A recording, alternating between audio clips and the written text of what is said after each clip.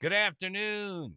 It's Saturday, July 25th, 2026, and this is Creative Greenness.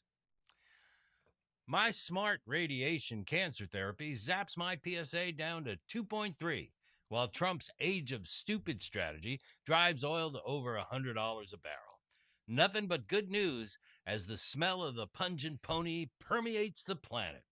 Now, I was already feeling pretty damn good even before I went on the Unio Group patient portal to get my first post radiation PSA number on Wednesday. It was 2.3, and I like that number. We'll see what my urologist says about it on Monday when I meet, on Zoom, of course, with him. Now, that's a significant drop from the PSA of 5.4 that caused me to have an MRI last October and a biopsy in January. Now, here we are just 7 months after the biopsy showed I had prostate cancer, and I'm already 3 months post treatment and seeing positive results. I know from my research not to memorize that 2.3 number because it's going to change every few months as I have new blood tests. Radiation therapy doesn't kill all of the cells in the prostate gland, so it's not expected to cause the PSA to drop to an undetectable level like prostate removal surgery is supposed to do. PSA levels after radiation usually drop slowly and don't reach their lowest level until 2 years or more after treatment. And there's often this phenomenon called the PSA bounce that sometimes happens after you get external beam radiation like I had. PSA levels rise slightly for a short time within the first couple of years after treatment, but then they are supposed to go back down. Doctors aren't sure why this happens, and I don't know either, but it doesn't affect your prognosis. Knowing what to expect is a huge advantage and not freaking out, and I'm making the smart strategic decisions moving forward. When you don't know what to expect, you get Iran shutting down the Strait of Hormuz and the Houthis shutting down the Red Sea, and Joe taking on the news like this. Joe Stradamus says, expect more idiocracy from the extreme obscene regime as the master of faster disaster responds by pouring it on in much the same way pyromaniacs pour on the gasoline atop wildfires. For example, little Mario Two Jobs declared just this week that Trump's strategy is, quote, a head for an eye, unquote. Based on past experience, he's no doubt talking about lettuce and potatoes, the price of both of which have gone sky high.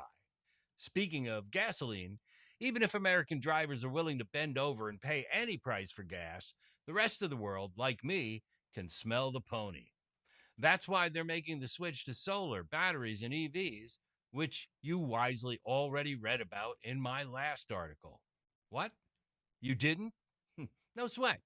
I'll tell you what I wrote. As the shit hits the fan, I'm smelling a pony. Snatching victory from the jaws of defeat isn't just for Ukraine and Iran anymore.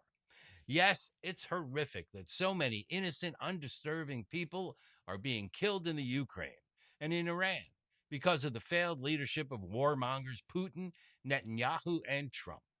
But look at the bright side.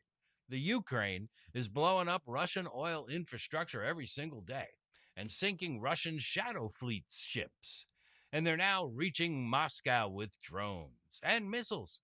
Looks like they now have plenty of cards to me, while the good old USA keeps having a draw 4.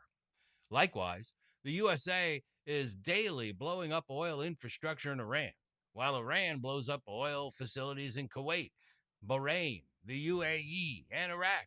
Boom goes the dynamite. That's a whole lot of dirty, polluting operations being put out of business very fast. I'm celebrating because every one of those facilities is a proven death machine that needs to be turned off yesterday. And that's damn good news to me. Likewise, so is what's happening, or should I say, not happening, in the Strait of Hormuz. It's open, it's closed, it's free, there's a toll. Iran is in charge, the U.S. is in charge. The war is over, the war is back on. We won, we lost, it's over. It will go on forever.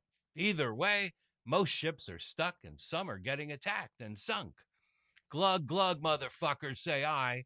The environmental mess that we'll make is nothing compared to a lifetime of bunker fuel emissions. The even better news is that all of the above is maximizing the transition to solar, wind, and batteries all around the world as those renewable prices just keep dropping lower and lower. The technology continually improves and it all just keeps working and working. More good news I'm smelling in the pile of shit? Well, here in the divided states of America, Donald Trump's cabal of destroyers and death merchants are set to be the ones we blame for the super El Nino which is on the way. How could we not? Joe Stradamus says it's going to be wild. Super El Nino is going to put another nail in the drill baby drill choir because so many Americans have been mind controlled by the oil, coal, gas industry for so long. It's going to be a real surprising smack across their faces as the unnatural disasters keep piling up and the climate chaos continues to hit them like a heat dome that just won't leave. And I say, bring it on. The sooner the better, since that's going to be the only way that drives ordinary people to action. And I've been waiting for ordinary people to wake up for decades now as they continue to sleep. Only someone trying to rob or rape you while you are sleeping thinks that you being woke is a bad thing. That's why they use the date rape drug called Fox News to keep you unresponsive and doped up. Me? I say wake up and smell that shit they've been flooding the zone with, because inside that stench there's a pony waiting for you to ride the clean, green way to turn off the gas.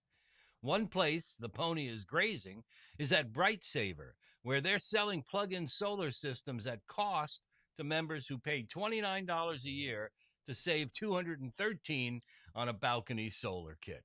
Guess who's already a member? Want to ride the pony yourself? Check out how others are already getting their rides. Agnes Chan is a retired teacher in Berkeley, California. She wanted to install solar panels on her home, but was limited by her fixed income budget. I've looked for a long time and even consulted my roofer, but there's no way that I can afford that. So she found a cheaper workaround and is one of the newest adopters of plug-in solar. She hopes to rein in bills that run into the hundreds, even with a thermostat set to 60. It's a great house that I have lived in for over 35 years, but there's no way to insulate it. So I'm shivering in my own house. Instead of tens of thousands of dollars for rooftop solar, Chan's setup costs $400 and took less than an hour to install. This is the app which will show me how much the panel is generating. And rather than taking a decade or so to pay it back, it will likely take her 2 to 3 years. We are systematically removing the barriers. Cora Stryker co-leads the nonprofit that provided Chan with her panels. So, shut down the entire Middle East oil supply and set Russia's oil industry ablaze, say I, because that's what it's going to take to put solar, wind, and batteries everywhere and trade in the internal combustion engine gas burners for electric versions. And only by turning off the gas and switching to cleaner, more reliable, affordable energy will we save our younger generations from the pain, depression, and misery that is a guaranteed bet if y'all don't smell the pony and jump on its back. This is Joe Galliani, your creative genius, saying, that's it for today.